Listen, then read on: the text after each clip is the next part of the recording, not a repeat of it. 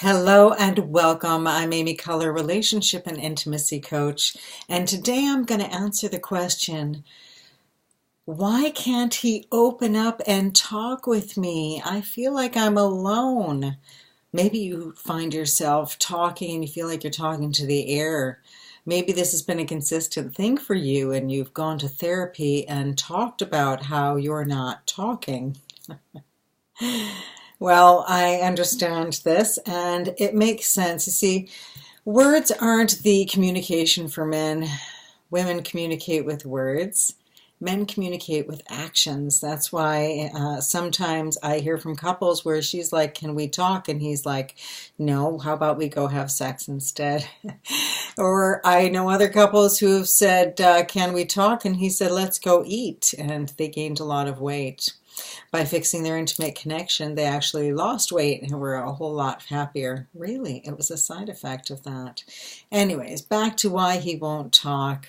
So men don't actually have the language for emotions, and when you feel like you're going to talk about your intimacy or your foundation or your connection, it raises all the red flags and you immediately start to go into fight or flight and run. So if your man is not a good communicator, then trying to talk to him is really going to make it worse, because he's going to start running away, afraid that anytime he's in a car with you or anytime he's alone with you, you're going to start talking. So really the best way to make him feel safe, ready, is to tell your man who doesn't want to talk, we're not going to talk about it. You are safe for the weekend. You are safe for this amount of time. Don't worry, we're going to go away for the weekend. I'm not going to talk about us. We're just going to enjoy and find different ways to communicate.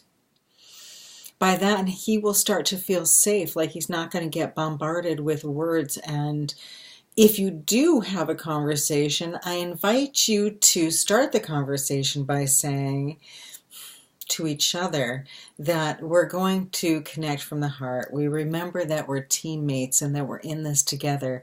This is the intimacy, the space between. I am safe for you. You can speak, and I'm not going to hold your words against you. I'm not going to use what you say to create more distance between us. These little things can help a man feel safe to communicate. Then if he uses the wrong words, you're not going to hold it against him. If he says the wrong thing, you're not going to hold it against him. These are the things that keep men afraid to communicate and just open up and talk with me. The other one is that sometimes you're looking for a bid for connection. So a lot of times if a woman's with a man who won't talk, she'll actually bring up arguments, because then they're interacting. And that interaction is the communication that she is so hungry for. It's the connection. She's longing for any connection. And by not responding to her normally when she speaks, you're turning away from connection and she feels rejected. So she will argue, because then we're talking and then we've actually haven't had an emotional thing happen. We argued, it got heated, we had some passion, we resolved it, maybe we had some more passion, but we interacted and she feels satisfied and connected. So even an argument is a bid for connection. It's about that intimate connection.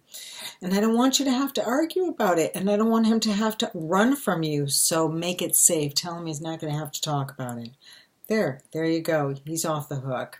The other one is that by not responding to you, if he's not responding to you just with words, and he's not responding to you at all, maybe you're saying, how do I look? And he's not looking up from the TV. That will make you feel rejected. You're throwing a bit out there, trying to catch a little hook, trying to get some connection, and your line is dropping and you're not getting any connection. And that's going to make you feel really alone. So there's only so many times that you're going to throw that hook out there bidding for connection if you're not getting any response. And sometimes if he's not responding, it can be because he doesn't know what's expected of him. I know men who get so caught up in their expectations that they feel like they're going to respond wrong or say the wrong thing, or they're going to get in trouble, or they're going to end up having an intimate encounter where they're expected to know something or perform something, so they don't even know how to be present to have the conversation or be present in a physical, intimate encounter. That happens too, and another reason why men sometimes won't talk. I'm sorry, guys. I feel like we've taken away their language for emotional connection, and we left them with one tool, and quite frankly, that tool is unpredictable. You know what I'm saying? And therefore, they can be frustrated. I really like to say, we're not going to talk, because we know what that space between us feels like without having to say anything. Let's just clear the space between us. Try that sound. Mm-hmm. Mm-hmm.